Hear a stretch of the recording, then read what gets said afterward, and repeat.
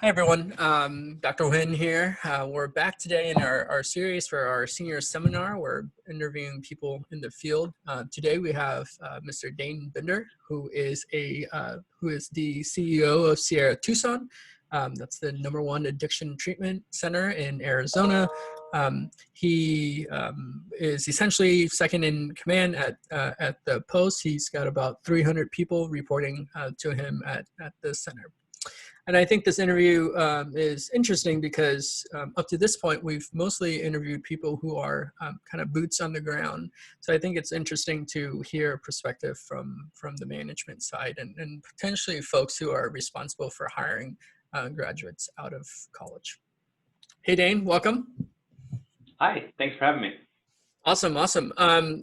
Thank you so much for taking the time.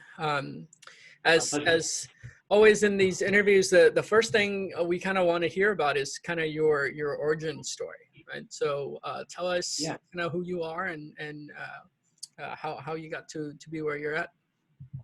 Sure. So I got to the University of Arizona in 2004. At that point in time, I really wasn't sure kind of what I wanted to do. I thought that I wanted to get involved in law enforcement, but I went in undeclared. I was kind of unsure where I wanted to go.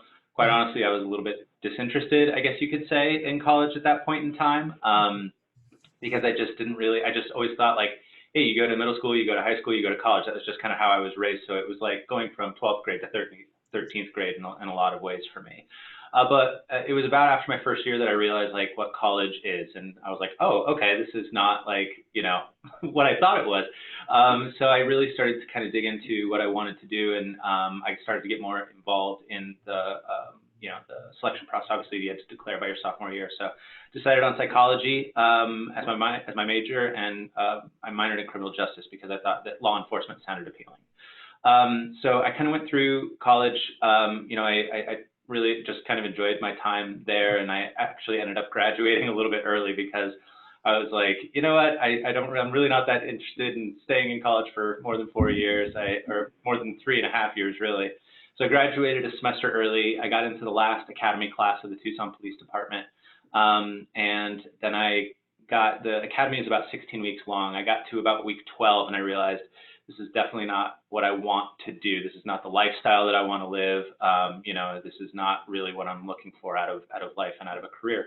And it's a great career for a lot of folks. It just wasn't really the right fit for me. So I ended up, resigning from the academy with only a couple weeks left to go.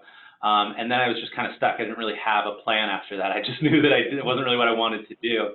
Yeah. So unfortunately, that was 2008, February 2008, when the subprime mortgage crisis was at its worst.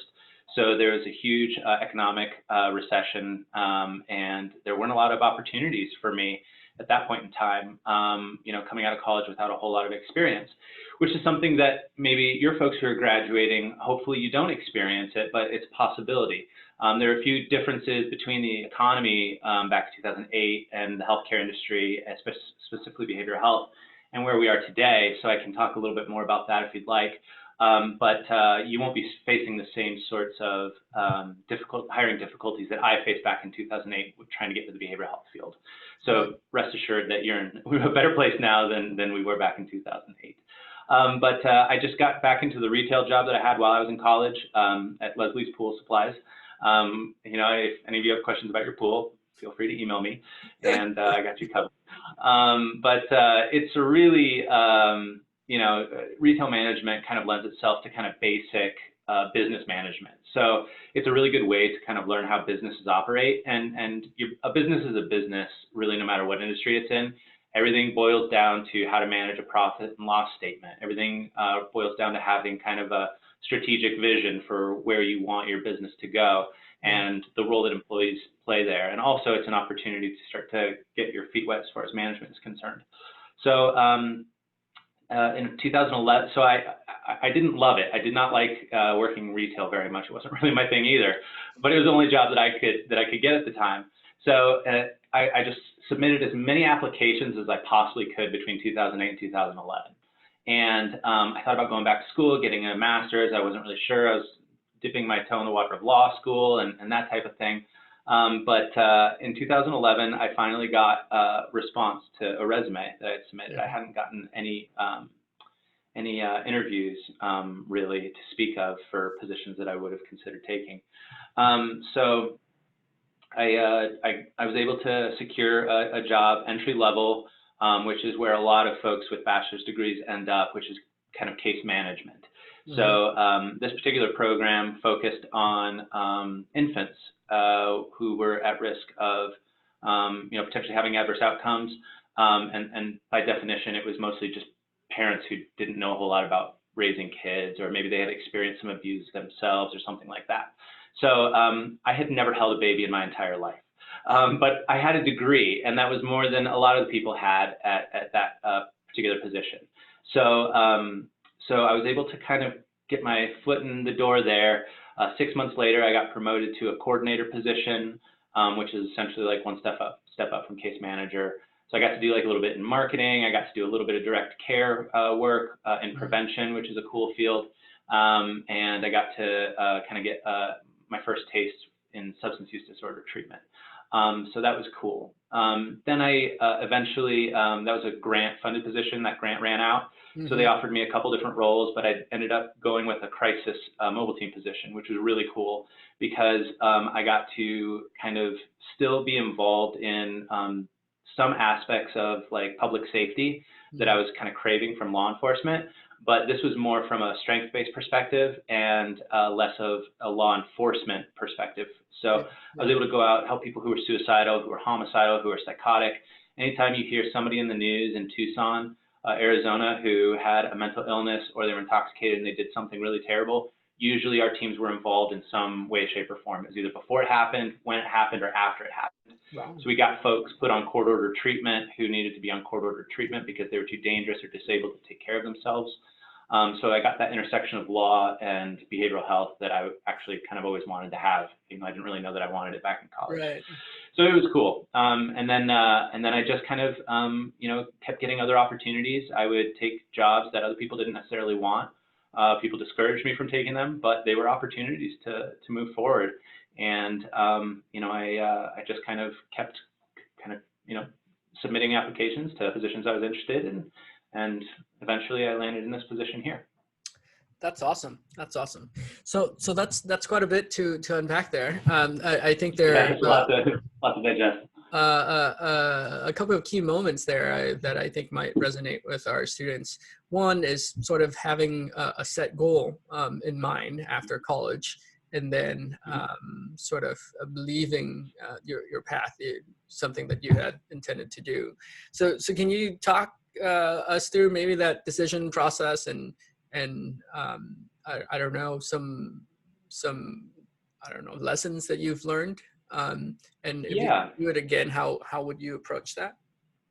Sure. Well, something that's really interesting, the way that I think that there's some key differences in where we are now as opposed to the workforce perspective, mm-hmm. as opposed to maybe 20 or 30 years ago. 20, 30 years ago, it was very common for people to have a job where they worked for one company their entire life, and they had one career essentially. And that's not really the reality that most of us face. I think a lot of people, these days, especially our age, Dr. Wen and I, we have kind of an idea of what we want to do, and then, it may not always be a possibility. So I'll give you an example. I really wanted to be in the FBI more than I wanted to be in local law enforcement, right? Mm-hmm. So I thought, oh, hey, I know everything because I'm, 18 years old, 19 years old. I know exactly how to get in. I just get a bachelor's degree in psychology with a minor in criminal justice, and bam, they'll take me. So it turns out it doesn't actually work that way, right? So they're after, accountants. They're after people with military experience. They're after people with foreign languages. So, I got to that point where I was like, oh man, this is not how it worked out. This is not how it was supposed to work out for me. I had this plan, right? So anyway, long story short, it really just, you need to stay flexible, and you need to pursue things that get you excited. Everyone has had jobs in their life, where they're like, oh my God, this stinks. I don't want to do this. But continuing to stay patient, stay flexible, stay humble, and just try and learn as much as you can. And if you find yourself looking to get into a field that you don't necessarily have the credentials to be in, just figure out what credentials are and see if you can go after it. And if that's not attainable for you, then figure out a plan B. Is there another way you can get your foot in the door? Get used to hearing the word no a lot, because people are gonna always tell you, no, you can't do this, or no, sorry, we're not gonna hire you for this position, we found a better candidate, or whatever. So just get used to hearing no, but don't let it deter you, and just keep, plugging away and do your very best to get your foot in the door. Do it for free if you can get an internship. Interns are an incredible commodity for companies. So whether it's behavioral health, healthcare in general, primary healthcare, or specialized healthcare, just find a way to get, they're always looking for interns, find a way to get your foot in the door. Excellent. Thank you. I just want to back up a little bit, that I want to say that we have a list of kind of student submitted questions, although we want to treat this more like a conversation. So when I'm looking off to the left, I'm looking at the list of questions to see where we could go next. So maybe to sum up this this part of the conversation about your background and motivation, a student says, after reading your bio that was posted on the Sierra Tucson's website, they say that it seems like sort of this line of work chose you instead of you choosing it. How do you see it? Yeah, that's a really insightful question. Yes, that's absolutely true. I kind of ended up here in this field, and it was not something that I ever really thought that I wanted to do, quite honestly. I've had family members who've had substance use disorders and struggled with addiction, and it was just never something that I was ever all that passionate about. But what happened was, I was working as in direct care as a crisis mobile team specialist, and I got into the management role there, and then my company had said, hey, we'd really like to offer you this position, managing not just the mobile teams, but also we want you to manage an outpatient clinic. Mm-hmm. And that was not considered a highly desirable job. It's really hard. So we worked with Medicaid populations in that role, or in that company, and it's very difficult to make those kinds of practices profitable, to operate with a positive margin. And so, and additionally, it's kind of a grind. So I had people who I considered to be mentors, and they were like, that's not really a position I would want, was the exact words that, someone that I considered to be a mentor said to me. But it was an opportunity. And so I just kind of ran with it, and I didn't really know much about substance use disorders. Yeah. So I ended up just reading a lot. And if I have any, if I'm not, hopefully no one is asleep by now, but just hear one thing. If you hear anything in the time that we're talking, if you can read as much as possible every day, you're going to end up learning so much about really any subject you want. And there's really not a trick to it. You know what I mean? There's not you can go back and get a degree as a licensed substance abuse counselor. That's great.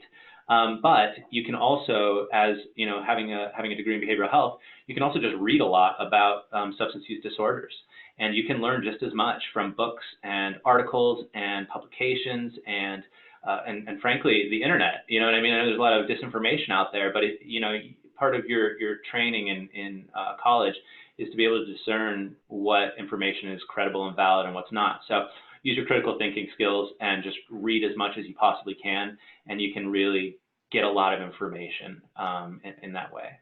Yeah, that's good stuff. Yeah, that's kind of what happened to me, at least. Yeah.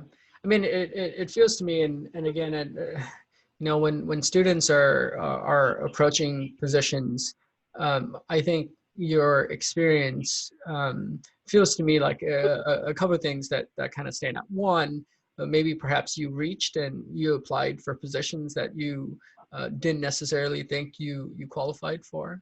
I think some of our students read a list of qualifications and they automatically kind of reject themselves, right? So it seems like based on your experience, you would recommend that kind of put your name in the hat, right?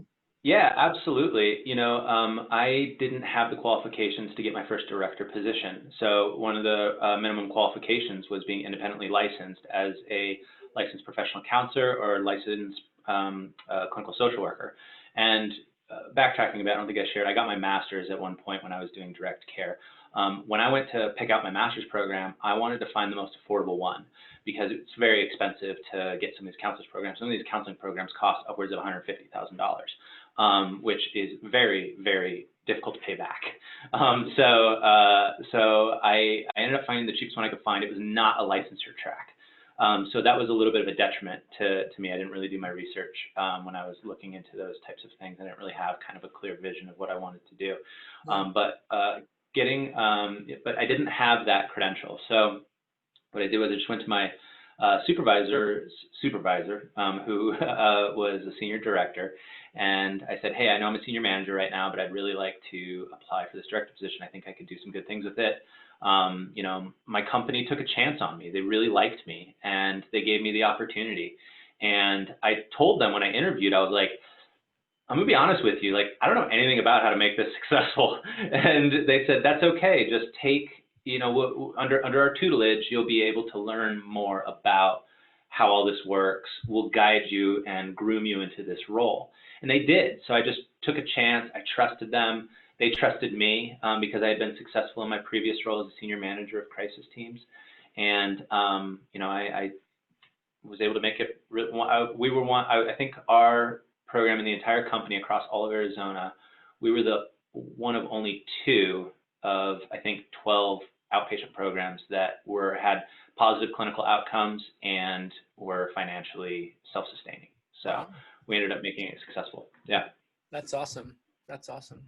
So yeah, to me, it feels like one of the lessons here is to reach, and another lesson, it seems like from learning from your experiences, your job now is not your job in the future necessarily, right? I think sometimes students also feel like there's so much weight behind their decision because they feel like this has to be it, and perhaps based on your experience, maybe that's not the case. No, definitely. No, totally. You're 100% right. So if you just go on like Indeed.com and you just type in like behavioral health and you leave the location blank, you're going to get like, thousands of job postings out there. You know what I mean? So there are opportunities out there for you that you don't even know exist. So be patient with yourself, be flexible. That's the best advice I could give anybody coming out of college, is just to be patient, be flexible, and be persistent. Persistence alone is omnipotent. So I truly believe that. So I would absolutely recommend that you continue to apply, be persistent, call people back, call people and, before they have the chance to call you and say, hey, I applied for this position, I'm really interested. Some people that's not going to work on, some people it will, and then again, read a lot, prepare for job interviews, and I would suggest wearing a shirt and tie and a suit. If you have one. If you don't have one, go to the dollar store and pick one out, because there is no quicker way to reject someone than the minute they walk in the door and their pants aren't ironed and they're wearing a t-shirt. I once had someone interview for a position in a Trolls jacket, and and so I was like, she walked in, I was like, oh no. So yeah, so make sure that you look professional. Mark Twain is quoted as saying, "Successful people dress the part." So make sure that you do that as well. That's awesome. Good stuff. Yeah. All right. So talk to me a little bit about your day to day. What is day to day in the life of a COO look like? So for a chief operating officer, it's going to look different in different agencies. But for me in particular, I oversee our safety team. I oversee our clinical team, and I oversee our resident experience team, as well as our alumni team. So we have a lot of different moving parts under me. That doesn't include any of the nurses. I don't oversee the nurses or the doctors, but we've got different medical staff that report up to different chains of command. So part of the kind of C-suite positions is making sure that you're staying as high level as possible, helping kind of the CEO generally sets the vision of the organization, and the other chief executives, help kind of guide the program, towards, or the business toward that vision. So, one of our goals is to be trauma-informed campus. So what that looks like is I have to take, my clinical team, and we tease out what we want the entire staff to know, and then we develop a training regimen, and then we hit go, and we just implement it.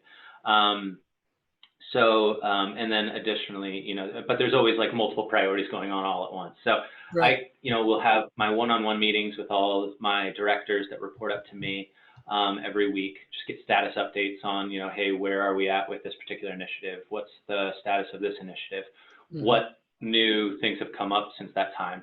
And then, I also am involved on kind of complex cases. So if there's someone who has a really complex need, I may get a little bit more involved, but I do try and stay out of the weeds as much as possible. I also talk to really upset patients and family members because they want to talk to the boss at some point. And so as the COO, that's generally my, contribution to as far as direct care goes. But I don't do any therapy or any sort of assessments or anything like that. I only get involved when all of the other levels have not been able to meet the need. Gotcha. So what is the most kind of stressful part of your job, and what's the most rewarding? So the rewarding one is the easy one to answer. So we have a saying here at Sierra Tucson, to expect a miracle. And, I am a firm believer in science. I'm not one for miracles and those types of things, but, realistically, we do have, sometimes nothing short of a miracle. So, for example, there's this one guy who came to us who was very ill. He had attempted suicide by very lethal means, and we believe that it actually caused some damage to the architecture of his brain.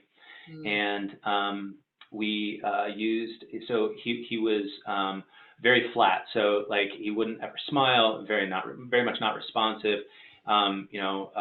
Bordering on catatonic at one point. So we were trying all these different therapies, all these different medications, all these different treatment regimens, and we weren't really making a lot of progress. He'd been there for 2 months. We decided to start him on electroconvulsive therapy treatment. And it wasn't until the 13th treatment that he started to smile. And then he started to talk about some of the things that, brought him joy, some activities that he enjoyed doing. And then by the 15th, he was ready to go home. So it took 15 treatments, 3 months, but we got this guy from a lethal overdose attempt all the way back to almost himself. So those are the types of things that really I enjoy. They get me very excited. Mm-hmm. The things that are stressful is that we deal with life and death here. So we have residents and patients who, constantly self-harming. That's just their baseline is cutting themselves, scratching themselves, those types of things. Mm-hmm. So it's incumbent upon us to create a safe milieu so that people don't have access to lethal means, so that they don't have access to things that they can kill themselves with, is what I mean by lethal means, and access to things that they can hurt themselves with, because there's a difference. So those are the stressful times when someone endorses suicidal ideation and we're like, okay, well, where are they? I think they're over there. Okay, well, let's find them now and get them into a safe place. Right. And make sure that they're not going to try and kill themselves. So yeah, that's the stressful part of what we do. Wow. That is pretty intense, Dane. Yes. Obviously rewarding, right? So sort of. It really is. Yeah, it really is. And there's a lot of misconceptions about suicidality and suicidal ideation. It's just a reality for a lot of people, and so we just got to help them kind of figure out how to develop the coping skills to prevent those types of things from happening, and then getting the medications right, because the chemistry in the brain all plays a pretty vital role. So, yeah. Excellent. And that's actually a nice lead into the next portion of questions here. I think being in a leadership position, maybe you have a broader view of addiction, and mm-hmm. So maybe you can share those views with us. So you know, a student says that they say that addiction is a choice, or they say that addiction isn't a choice, but I believe it is a choice. This is a student question, because you chose to experiment with the various substances to begin with. Yeah. So is that a valid perspective of addiction, or are there other factors to consider when making such a broad statement? I would say that you probably you're on the right path when you say that it's a broad statement, because it's not going to be the same. No one has the same story. So some folks grow up having, you know, access to great quality education, all their needs are met, they have more than enough food on the table, and those types of things, and they decide to try, you know, an experiment with drugs. Maybe they try some marijuana, they drink a little bit, and the next thing you know, maybe they do cocaine socially, and then, you know, things start to kind of spiral down, and all of a sudden they are, you know, using every day chronically. That's the case for some people. That's not the reality for most people. The reality for most people is that, you know, we kind of say in jest, but it's actually true. Healthy 13-year-olds don't want to shoot up meth. You know what I mean? And so what happens is,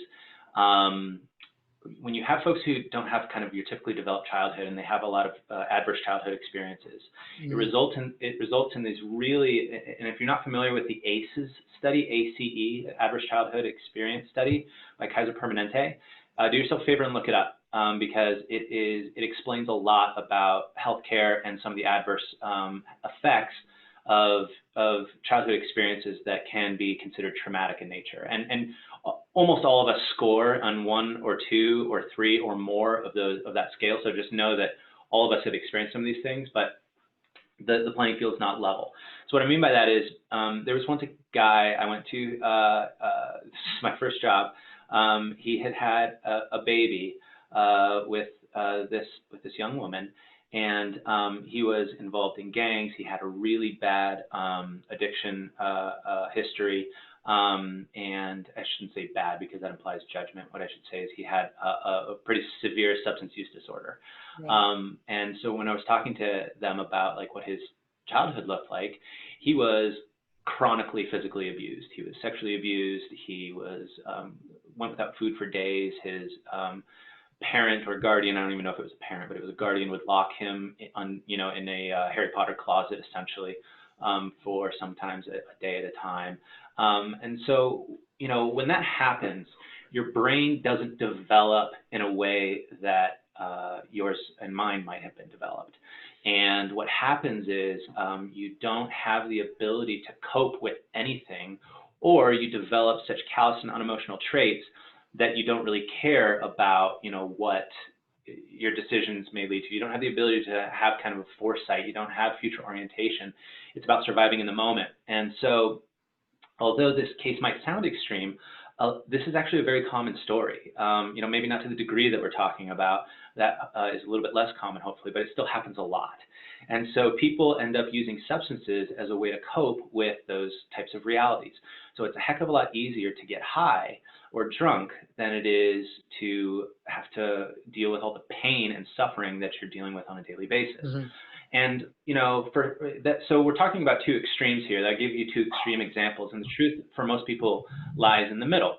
Right. And so, you know, the other thing that you've got to keep in mind is the opiate epidemic. And what happened was there was a flood of opioids that went out to doctors all across the country by way of the pharmaceutical companies. And they were prescribing them for perfectly legitimate reasons. I mean, opiates have a place in medicine. But the problem was that they weren't necessarily told, or the doctors didn't understand what the implications were of those opioids. And so people became chemically addicted. So they were doing what their doctor told them to do. They were trusting their doctor. The doctor was trusting the pharmaceutical companies. And so, but what ended up happening was people ended up getting physically dependent upon these substances. So then they started to realize what was happening. So they said, okay, we're not going to give you any more opioids. Well, the problem is that people were physically dependent upon them at that point. So it's not only is it addictive, you know, by way of making you feel good, but it also develops physical dependency stuff. So you start to detox when you stop using it. So you go from feeling really, really good to feeling like crap really quickly. So what happened was people would turn to the streets, and they would go out and they would purchase opioids off the streets. Well, those started to become very expensive after a while. There are people who are spending $100,000 a year on their opioid addictions, so they turned to heroin, which is a lot cheaper. And then they realized that meth is also an alternative because it does, it affects the way that you're feeling. So really, you can see how it spiraled out of control very, very quickly for millions of people. And that's how we resulted in 400,000 plus deaths, almost 500,000 deaths over the course of the last 30 years as a result of perfectly legitimate medical practice, what's considered to be a legitimate medical practice at the time. Wow. Wow. So to follow up on that, what do you see are the the greatest areas of need for addiction treatment in the future? So I think, it's not just opioids that are the problem right now. Meth is a significant problem, and cocaine is making a comeback, and that's alarming for for us that are involved in behavioral health and in healthcare in general. So we need, I think, more. There's a couple of different points of strategies to attack this.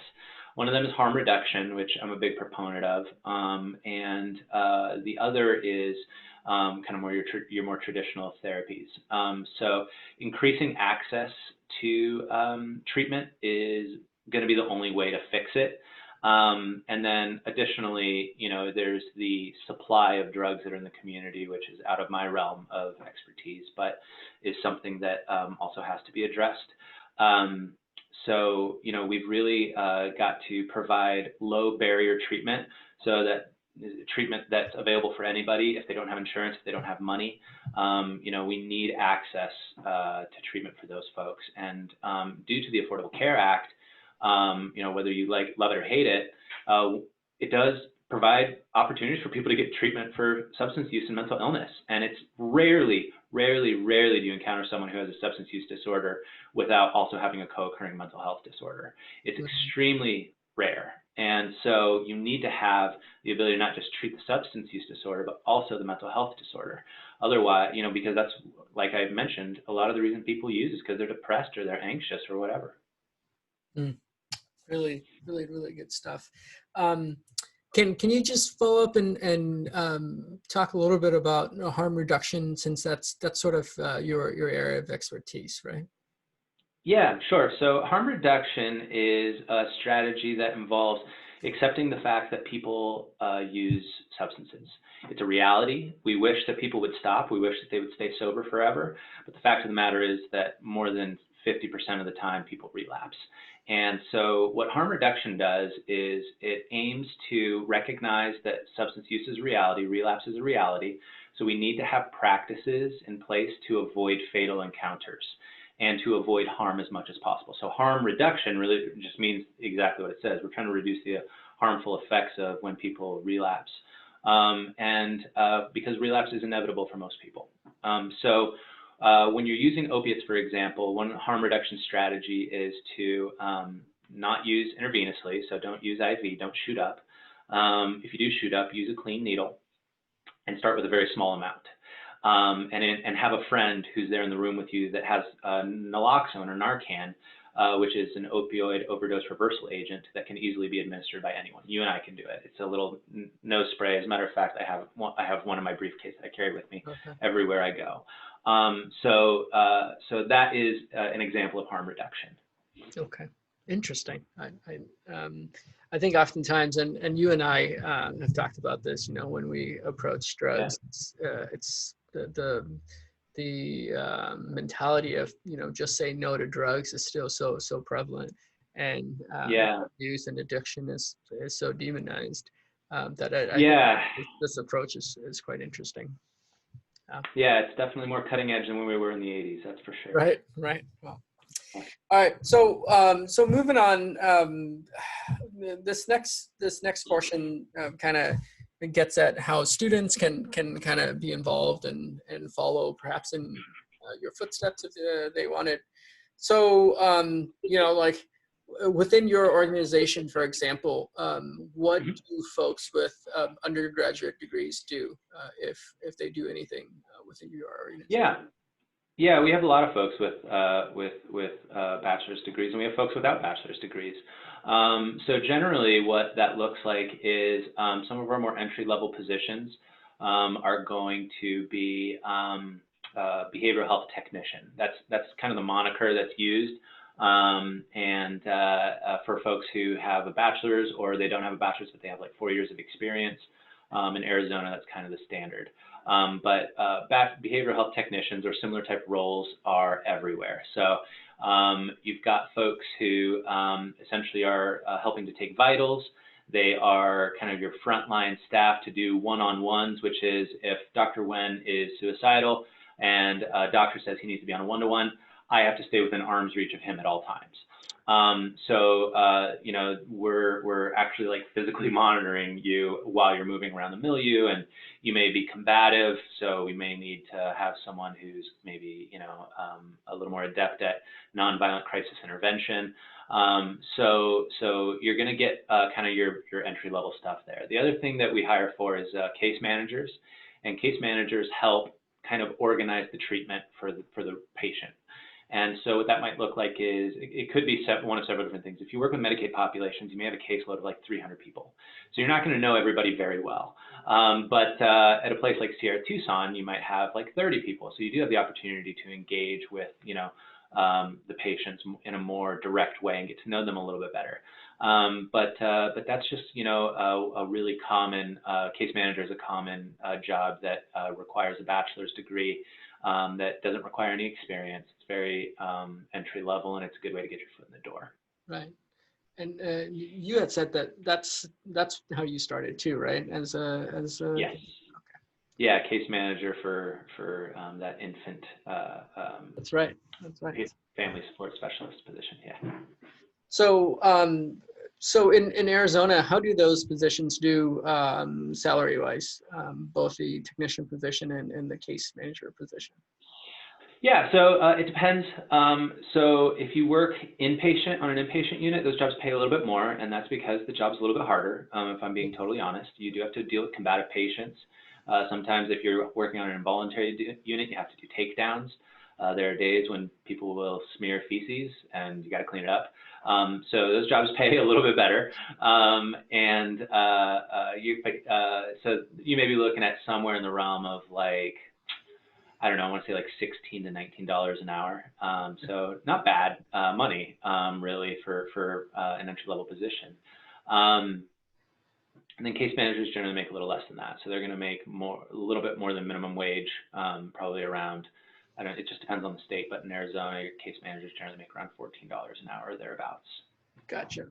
So I'm thinking about, and going back to our conversation about jobs not being forever, right? So in your experience, what's the general kind of shelf life for a case manager? How long do you think? Very high turnover. Yeah, very high turnover. It's a high intensity job, and it's a good way to get your foot in the door.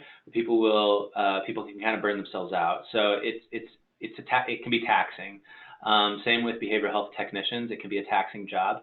But the good news about being a behavioral health technician is generally you work on nurses' hours, which is 3 12-hour shifts. You have 4 days off. So if time off is an important thing for you, then that's a really great opportunity. Also gives you the opportunity to pick up overtime, you know, depending on the place. But generally, your case manager shelf life, it's a position of high turnover, so usually a year or two. 2 years would be a pretty good amount of time to get out of a case manager, I would say, in our field. Wow. Yeah. Yeah. So it seems to me like maybe a solid kind of strategy, and maybe something you did was you worked as a case manager, but then you went back and got your master's degree, right? Yes. I think exactly. One thing that students often ask me is, do I get an online degree? Do I not? How much does it cost? And what you know, generally is an online degree a good idea, right? And so can you talk me through your process, because you got your master's at Grand Canyon State University, right, which is an online institution.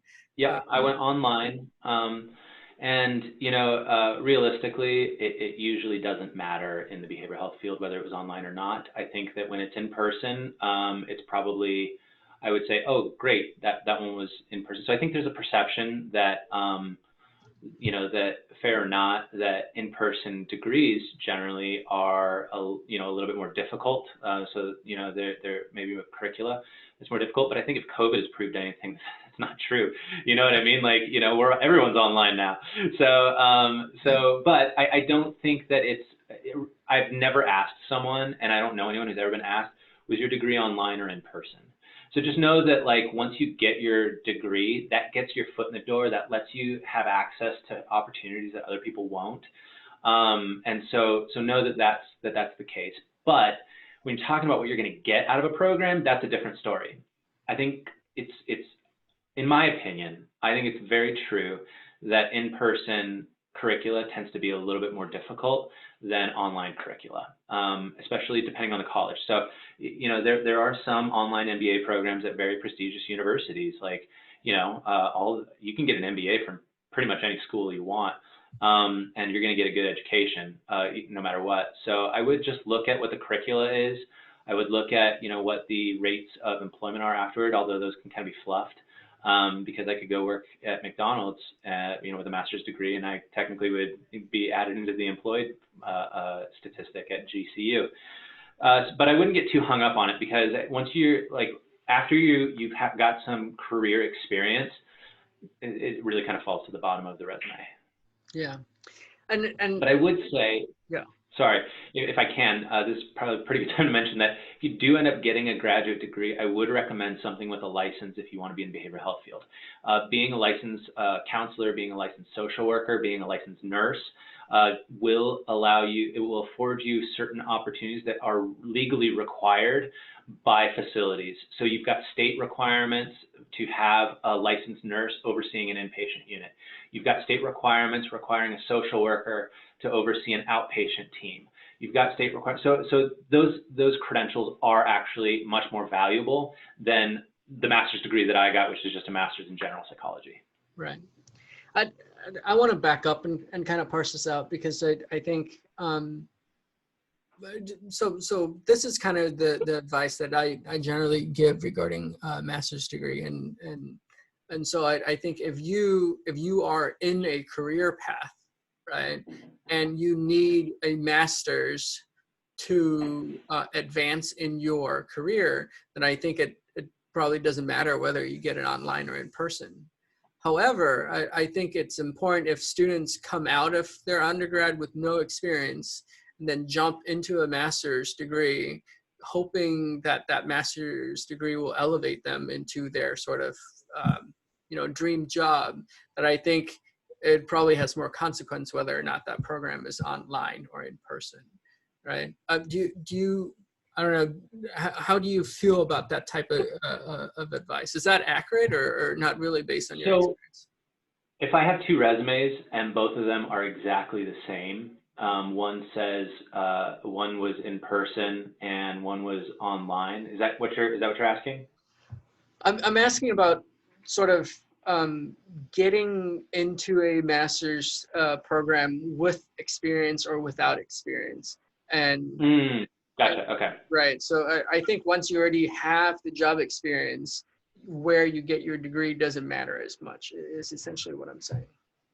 Yeah, I think that's true. Yeah, right. I think that's absolutely true. Yep. I mean, I think it's always, if I went through my master's program without my experience, I wouldn't realize the applicability, is that a word? How applicable it could be to the field. So you do gain a little bit of insight when it comes to having some experience and how that applies. And that's why there's a lot of programs that allow you both to work and go to school at night or on weekends. And that's extremely valuable, because then you get paid while you're also going to school. And it's hard. It's really hard, but it's right. Definitely doable. Yeah, and I think it's actually really important to hear your perspective, because I'm sort of sitting in this track mostly in the academia realm, where I think the perception of online advanced degrees are still relatively negative. So it's nice. I think it's refreshing to see that people in the field kind of don't really care necessarily. So I think that's kind of Yeah. refreshing. Yeah. Yeah, I think there's like I said, I do think there's more value in in-person programming, but Yeah. when it comes to a resume, I'm going to rely on the interview skills and the experience more than the degree. But the degree will be an important measure of whether or not I'm going to hire somebody for a position. Good stuff. Good stuff. Okay, so before we wrap up here, let's allow you to kind of pass on some of your Sage experience. So what do you know now that you wish you would have known as a junior or a sophomore or a senior in your undergrad years? I think the value of a license is something that I wish I would have known about if I would have realized how, like, you know, for me and my chosen career field, if I could do it all over again, I would go back and get a master's degree in social work, being a license, and then get an independent license after that, or go into nursing, because nurses can do pretty much anything they want in the healthcare field. So I definitely think that, you know, if I could go back to Dane and say, Dane, you know, C's do get degrees. However, it's a heck of a lot easier to get into grad schools when you have A's and B's as opposed to B's and C's. So I would have worked harder, and I would have gone for a licensed master's track program. Awesome. Awesome. Good stuff. I mean, we're at the end of the interview now, so I guess if people have made it through, I guess we can share with them that we're pretty good friends, and we're great friends in college, and we are still great friends now. So we understand each other's sort of backgrounds. The C's get degrees. Anyways, so before I leave you, Dane, give me your top 3 life advice or advice for folks who are on undergrad. By the way, can you hear all of that? Okay, good. The neighbors mowing the lawn. Oh yeah, I can hear that, but yeah. Oh, you can? Yeah. Let me shut Actually, let me shut the door while you ponder your life advice. All right.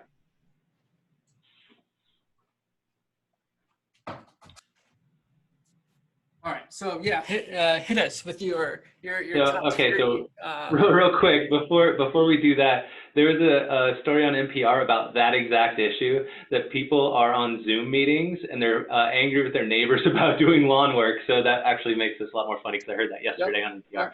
Okay, life advice. So I think number 1, which I've already mentioned, read a lot. Read a lot from different sources. Use your critical thinking skills when you're reading. Some stuff is going to be not worthwhile. Some of it's going to be really helpful. Some of it you'll take with you for the rest of your life. So read a lot. Number 2, I would say be flexible. Being flexible and open to opportunities will get you further in your career than pretty much anything else. I think for the last piece of life advice, figure out what you want. Some jobs are going to allow you more flexibility with your free time, if that's important to you. Look for jobs that offer that. If you are looking for a job where you want to be the job and you want to like spend most of your waking hours working, which is what I ended up doing, you know, consider that, because there are consequences of that. I go home, you know, I come in at 7, I leave at 5:30, and I'm reading emails at night, and, you know, I drive an hour to and from work. So, you know, there's a lot to be said for having balance in life. And I would encourage people to consider that in, you know, their decision making when it comes to a job. Awesome. Awesome. All right, Dane. Well, thank you again for taking your time. And if it's all right, would you mind if students, if they wanted to contact you for follow-up questions, that I kind of your email? Yeah, go ahead and give my email. And then the other thing is, if any of you guys want to interview for a job, I would be more than happy to get you scheduled for an interview. Tucson's a beautiful place. It's affordable to live in. And, you know, if I can't hire you, I can at least, you know, get you an interview. And I can also get you an interview at other places that I know are hiring. I have lots of connections around the Tucson area. So if Tucson's in your pipe dream, hit me up. I will hook you up. All right. Excellent. Thanks so much, Dane. Yep. All right. Thank you.